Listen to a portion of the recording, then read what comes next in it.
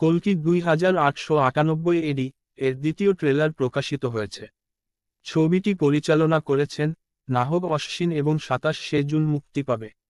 এতে প্রধান চরিত্রে অভিনয় করেছেন প্রভাস, দীপিকা পাড়ুকোন এবং অমিতাভ বচ্চন।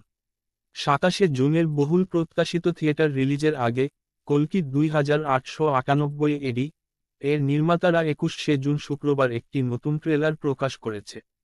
ক্লিপটিতে অমিতাভ বচ্চনের চরিত্র অশ্বত্থামাকে দেখানো হয়েছে, দীপিকা পাড়ুকোনের চরিত্র এবং তার অনাগত সন্তানকে রক্ষা করার লক্ষ্যে।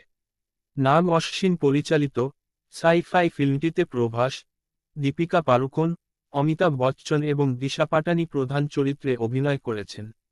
সদ্য প্রকাশিত ট্রেলারটি শুধুমাত্র যুদ্ধের দ্বারা নয়, আবেগ দ্বারাও উদ্দীপিত একটি ডাইস্টোপিয়ান জগতের একটি বিশদ আভাস প্রদান করে। এটি গল্পের গভীরে প্রবেশ করে, প্রধান কাস্ট ছাড়াও আরও চরিত্রের সাথে পরিচয় করিয়ে দেয়।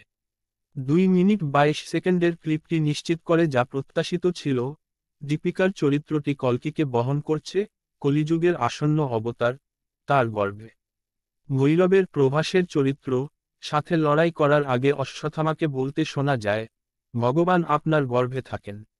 উপরন্তু কমল হাসানের চরিত্রটি অবশেষে ট্রেলারে প্রকাশিত হয়েছে। তামিল সুপারস্টার নাগ অশ্বিনের পরিচালনায় একজন ঋষির ভূমিকায় অভিনয় করেছেন। চলতি সপ্তাহের শুরুতে মুক্তি পেয়েছে ছবির প্রথম ট্রেলার। ক্লিপটির হাইলাইট ছিল বুজি, কাস্টমাইজ কার এবং ছবিতে প্রভাসের সাইডকিক। ক্লিপটিতে বুজ্জিকে ভৈরবের প্রভাস অভিনয় করেছেন অনুগত সাইডকিক হিসাবে দেখায় যখন তারা একটি মহাকাব্যিক যুদ্ধে নামে।